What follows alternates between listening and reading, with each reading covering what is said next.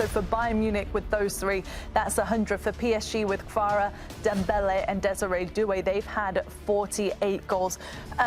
It's incredible, isn't it? I think everybody can agree the best two attacks that we've seen in Europe this season, these two. Who would you give the edge to, Troy? The Bayern three or the PSG I think it's three? about preference. I think it's totally about who you like more. You struggle to split them in the wide areas, and then it's what do you like? Do you prefer Harry Kane at the complete number 9, or do you prefer a Dembele who can drop short and go either way? You're splitting hairs, in my opinion. Which do you prefer? I watched PSG last year a few times live in person. It's the best I've ever seen. Those front three in terms of the movement, the pace, the fluidity, etc. But I think this season, the better performers, you would have to say, just purely on the numbers, is Bayern Munich. So I'm sitting on the fence, unfortunately, but I just don't think you can split them. Do you feel the same, Nigel? Too hard to tell them apart? 100%. Again, it's a preference thing. You look at the difference. I think for me, when you talk about Bayern Munich, I look at Harry Kane being a traditional number 9 and what he does as number 9. The difference with what Bayern have is, if they've got the ball out wide, they know they can put a cross in the box because Harry Kane's dangerous in the air. And he's a striker that's going to get goals. He's got other layers to his games as well. And I think the biggest difference for me is just that number 9. It's the Dembele and Harry Kane is the biggest difference, because the other two wingers, just take your pick. So, Grella, if you were a manager and somebody said to you, pick your front three from that combination, would you take all of Bayern's front three, all of PSG, or would you take a combination of them both? Wow, that's a great question. It's hard to choose between the wingers. I think Harry Kane would be my center forward.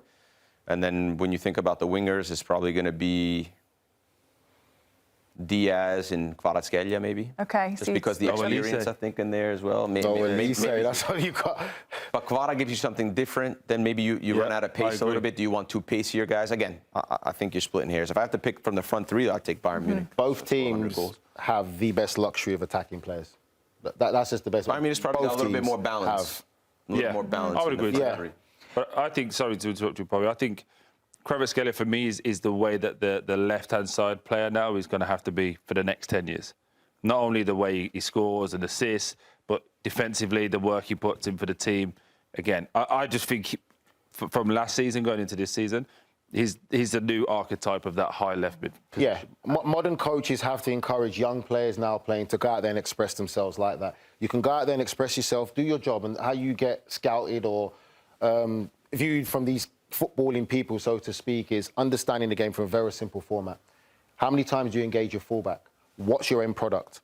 That's what you've got to coach these young players. You can go out there and have the freedom. Don't give the ball away cheaply. And like Troy says, the top players do the work going back. You don't have the ball. Come back and help your team defensively. But this is what has to be done now. You don't program these players to get in there and then turn around and pass it back to the fullback. I think we went through a spell, didn't we, of like Cristiano Ronaldo, Messi didn't have to do so much defensively. Again, we talk about generational talents, that the team worked for them to give them the best platform. I think the way the game's going now, and this is where I think kind of a separate argument, the Real Madrid to this world will struggle because it's becoming more of a team game now. Everyone dives in, and I just think that this is going to be the new archetype for every profile of left winger or right winger. I think one other thing, like you boys mentioned as well, is when you think of France this summer, obviously we've got Harry Kane on England kind of leading the attack, but France is scary because who do you even put in as the French trio up top, or the French forwards, because you've got Mbappe is going to be as well. Obviously, Hugo Ekitike got injured, so he's kind of one that you Dembele, Mbappe, I'll probably say Olise will be the front three, maybe.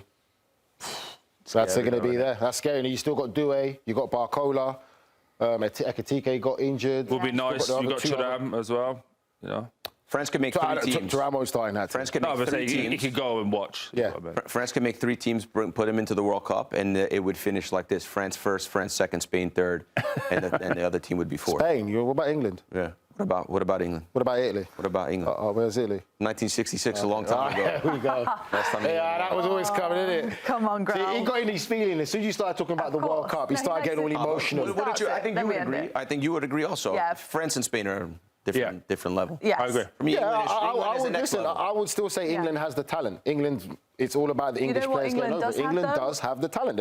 They have the best domestic league, right, in the world. What about for Bayern and PSG then? Which one? Obviously, we've seen how many goals that they've scored this season. Is that kind of an indicator of how the league makes it, Grella, would you say, for Bayern Munich? Nigel and I had a conversation earlier. Conversation? Obviously, the graphic shows you that the Bayern Munich front three scored 100 goals. That's double the amount of the front three of PSG this season. PSG has had a slow start to the season. They're still in a 6-point, have a 6-point lead in the race. As Bayern well, Munich has won. Okay, whatever, fine. So he tried to make the argument that it's much easier to score in the Bundesliga. I mean, you have to somehow justify how did this front three score double the amount of goals of the front three of PSG if they're both, we just said, are very similar. Right. So you could come to the conclusion, which I disagree with, that Ligue 1 is much more difficult to score goals there than it is Bundesliga. I think Bundesliga is a much better league. I think it's more difficult. I think it's more tactical. I think there's better players. I think there's better teams. So I just think the front three of Bayern Munich are exceptional. That's all. I think the Bundesliga is a better league than Ligue 1. Okay, that's his opinion, which is fine. I just said, for me, the Liga is way more physical than the Bundesliga. I agree with that. And if you look at it as well, from a marketing standpoint, a lot more players are being bought from Ligue 1 to go to the Premier League and bigger leagues than generally they get bought from the Bundesliga. And when I look at it also, where is it harder to score goals? Yeah. Where is it harder to score goals? Yeah. I feel that Liga is harder because the players are a lot more athletically gifted. And also, I always say that because when I look at the transition players going to the Premier League, right? Ligue 1 players tend to adapt a lot more easier to the Premier League because of how the physicality is. We talk about it being the best league than Bundesliga players. Bundesliga players generally do struggle to adapt to the Premier League more so than Liga players. And that goes to the physicality of the league, how quick it is, and the athleticism of the league. So it will be harder to score goals more so in Liga than I feel in Bundesliga when you look at the players. So you think the calibre of Liga is higher than the Bundesliga? Is that what you're saying?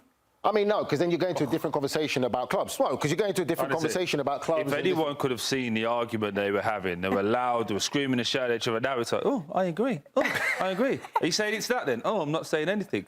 Speak up. We're speaking like, what do you want us to do? Shouting doesn't make you right. We're having a conversation. That's all you've done. You didn't know that earlier. Oh, my God. Since I've met you, all you've done is shout. That's all you've done. That shouting don't make you right. I'm sorry, you don't shout. All the time. You don't shout. Yeah, all the time. And he shouts as well. So it was a conversation. We agreed to disagree. Premier League is top, then what's your second league then? You got La Liga. Yeah, okay, yeah, sorry, third league then. You'd have to say, I mean, listen, just remember where we work. Remember where we work. Come on, Nigel. Come on. The only answer that's available. Yeah, go to Grella for that one. Yeah. Rank the league. I just know the conversation was about that, and I just think for me, Liga is a tougher league to score. Where's number 3 going? What did I say?